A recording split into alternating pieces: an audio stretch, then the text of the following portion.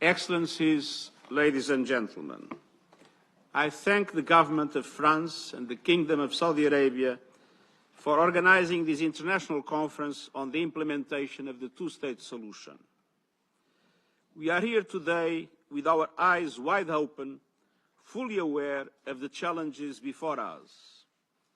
We know that the Israeli-Palestinian conflict has endured for generations, defying hopes, defying diplomacy, defying countless resolutions, and defying international law.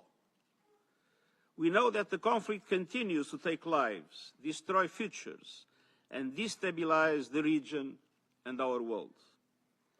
But we also know its persistence is not inevitable. It can be resolved. That demands political will and courageous leadership, and it demands truth. The truth is we are at a breaking point.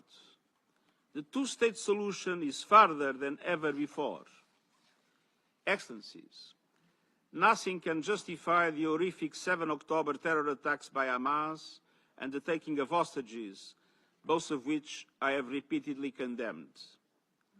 And nothing can justify the obliteration of Gaza that has unfolded before the eyes of the world.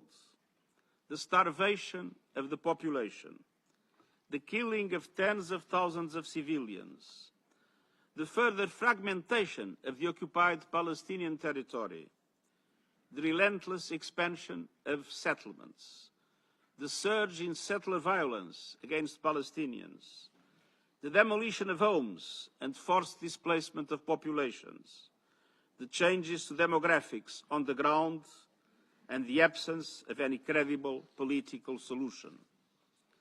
And the support, as expressed in a Knesset declaration voted last week, for annexing the occupied West Bank. Let's be clear.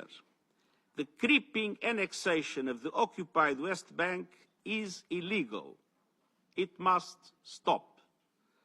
The wholesale destruction of Gaza is intolerable. It must stop. Unilateral actions that would forever undermine the two-state solution are unacceptable. They must stop. Excellencies, these are not isolated events. They are part of a systemic reality that is dismantling the building blocks of peace in the Middle East. And yet, precisely because of the grim realities, we must do even more to realize the two-state solution.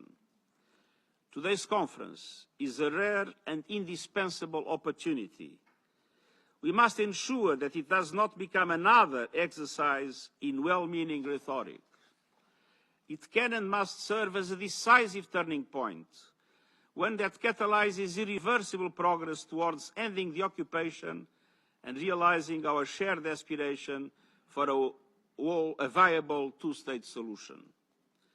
The two-state solution remains the only framework rooted in international law, endorsed by the Assembly and supported by the international community. Specifically, Israel and Palestine living side by side in peace and security, within secure and recognized borders on the basis of the pre-1967 lines, with Jerusalem as the capital of both states, in line with international law, UN resolutions, and other relevant agreements. Two independent, contiguous, democratic, and sovereign states, recognized by all and fully integrated into the international community. It is the only credible path to a just and lasting peace between Israelis and Palestinians. And it is the sine qua non for peace across the wider Middle East. Excellencies, Israel, Palestine, and others will have to make difficult decisions on that path. Bold and principled leadership will be required on all sides. We are here to encourage and support that effort.